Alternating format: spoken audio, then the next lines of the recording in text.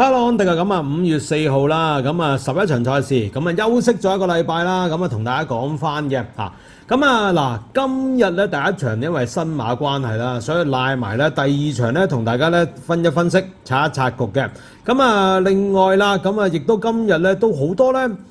好似幾穩健嘅馬喺度，但係係咪事實上係咁樣呢？留意咧 WhatsApp 都同大家講噶。嗱，另外啦，如果想收到咧好似呢啲咁資料嘅話咧，記住加我 WhatsApp， say 個 hi 或者 hello 啦，加我個電話落電話簿咧就會收到噶啦。咁啊，先講咗咧第一場新馬1000米先。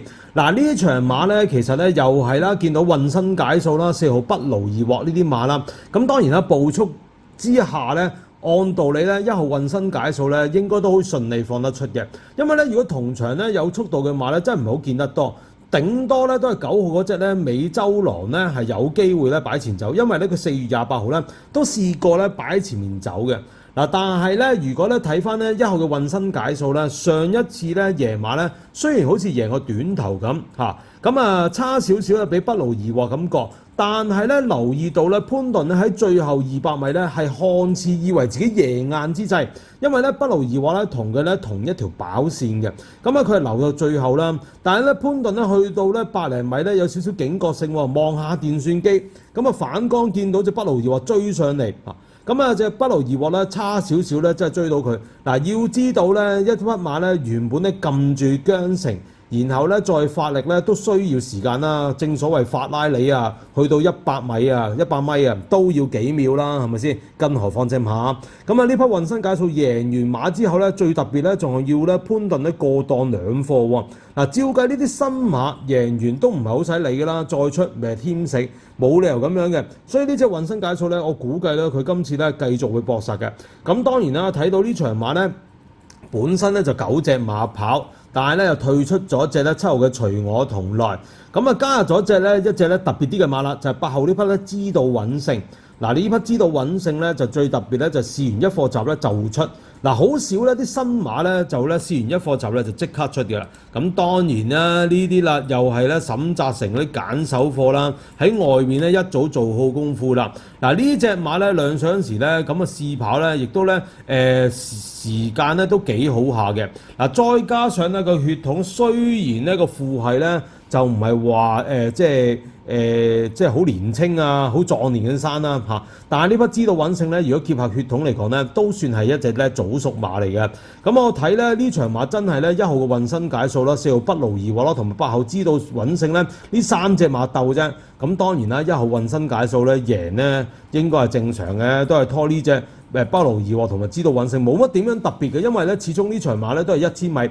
嗱，通常呢啲新馬咧有啲特別咧，有啲改變咧，都係喺呢啲轉彎途程。相信咧下一輪新馬跑1200米或者1400米咧，應該咧會有所轉變。運身解數呢啲馬都係坐以望一多噶啦。嗱，第二場啦，5班1200米。嗱，呢場馬咧其實咧睇步速咧。真係會揾隻咧順利放頭走嘅馬咧，真係唔難，唔容易啊，唔係唔難。嗱，有啲咩馬放頭咧？睇嚟睇去，喂8號智旺財潘頓咧就大熱倒做嗰場咧就擺喺前面走，佢又唔係放頭嘅喎。好啦，再數10號嘅鳳凰啦，10月1號咧嗰個泥地賽事咧就試過慢步速放翻嚟跑第4，跟住又冇咗前速，跟住啦11號啦呢隻凌利標區啦。咁啊排個8檔，之前咧都係擺前面走，佢又唔係嗰啲1、2位放頭嘅。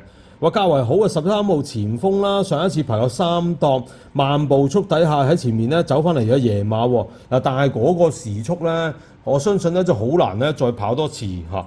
咁啊，如果咧再跑多場嗰隻段速咧，我覺得咧會有馬突圍啦。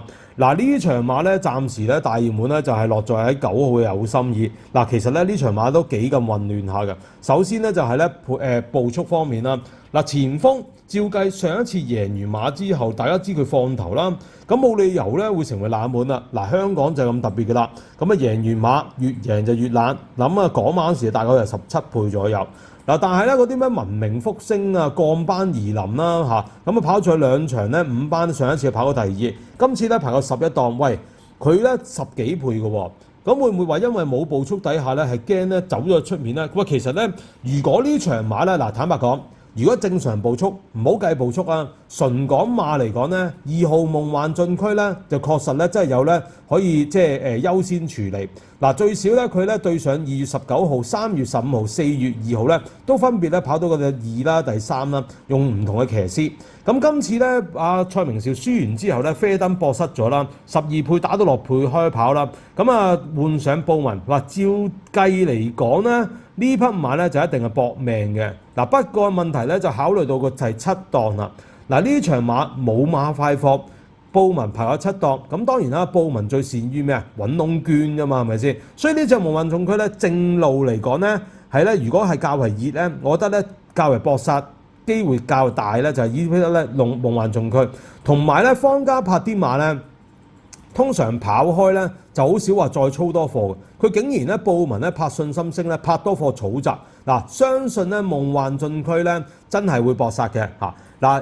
如果就咁計鬥志嚟講咧，全場咧我覺得夢幻進區咧鬥志最好。嗱，但係咧如果純計步速嚟講咧，5號嘅威力勇佢咧就應該咧係呢個步速嘅受惠者嚟，因為咧佢咧如果睇翻咧1月31號咧，佢可愛新星贏嗰場啦。雖然可愛新星咧今次有同場，但係咧威力勇氣咧佢上嗰次入位咧就守喺嗰啲3344位置。佢嗰次係排過3檔，同今次一模一樣，又係步速唔算快嘅喎。咁攝喺內欄，慢慢咁樣移出嚟去跑。好啦，跟住佢跑完嗰場咧，就跑過第2啦，輸個頸位啦。咁再出咧跑1200米泥地咧，哇！隻馬咧留到最後衝上嚟塞車喎。證明呢匹威力勇佢咧就唔可以留得太後。佢咧如果咧呢匹馬臨場咧挨近10倍咧，可以玩下位置 Q 膽嘅。但係如果熱過嗰啲8倍啊，得個7倍嗰啲咧，咁都可以買，就唔好買得多咯。始終呢啲馬咧，我都覺得咧好講求直播率。如果成場馬嚟講咧，最着數咧就係佢嘅實力一定唔係最高噶啦嚇。